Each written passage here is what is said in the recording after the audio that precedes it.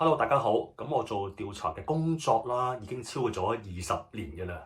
咁大大小小唔同嘅商業調查嘅 case 咧，我哋都接觸過。例如某啲 partner 出咗事啦，partner 與 partner 之間反目成仇啦，甚至乎捲入一啲好複雜嘅法律案件，我哋都接觸過。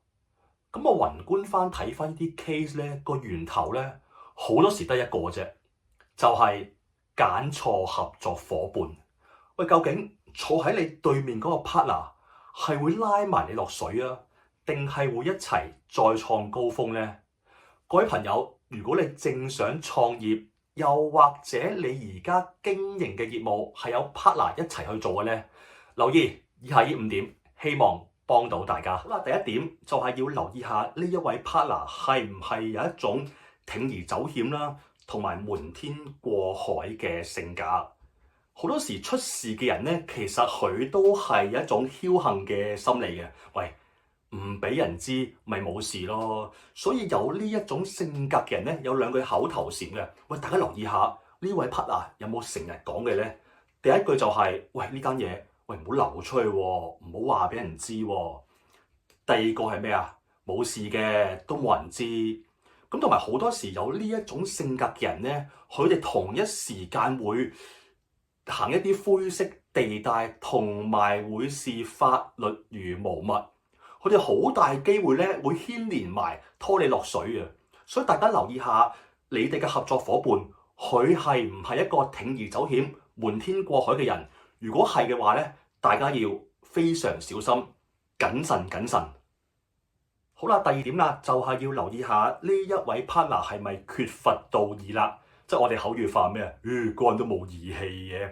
咁我接觸嗰啲 case 係點樣嘅咧？個委託人啦，原本同 partner 係組織緊一間公司嘅，點知一個屈尾十個 partner 自己再開間公司，然後叫晒佢啲客走。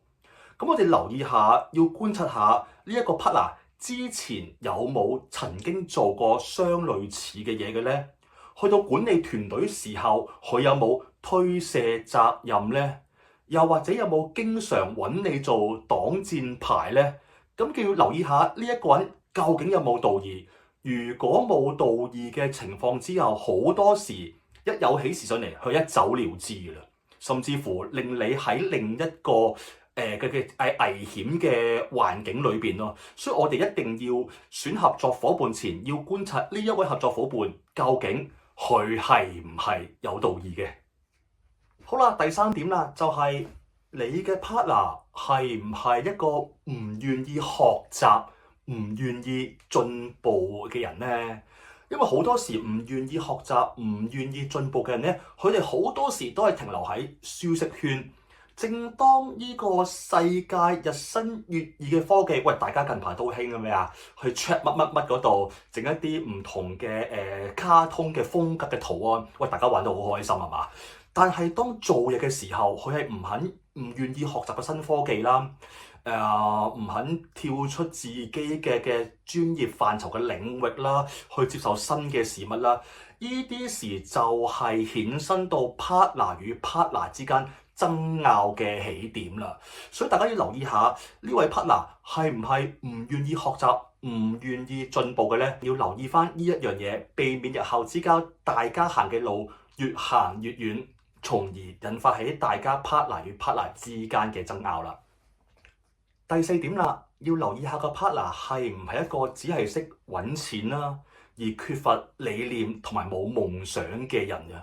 喂，周星馳話齋，冇夢想同條鹹魚有咩分別啊？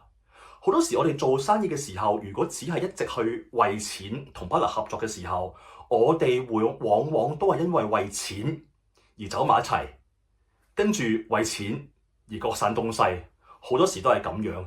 如果個 partner 只係為錢，冇理念、冇夢想，呢一個係一個好短視嘅行為，間公司唔會行得遠。所以我哋除咗係揾錢嘅時候，我哋一定要 keep 住有理念、有夢想，你間公司先有性格。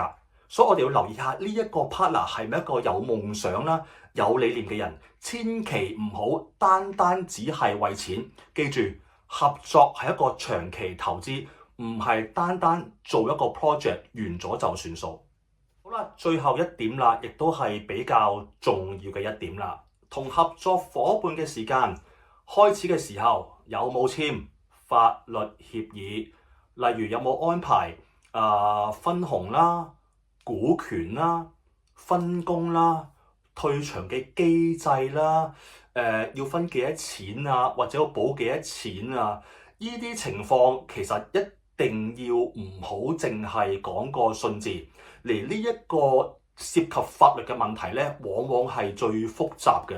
有兩個情況好多時都會發生嘅，就係當你同 partner 揾好多錢嘅時候，又或者同你嘅 partner 喂蝕咗好多錢嘅時候，大家都想喂唔係喎，我要分多啲喎，你唔應該分咁多嘅喎，喂我要走咯喎，點解冇錢分㗎？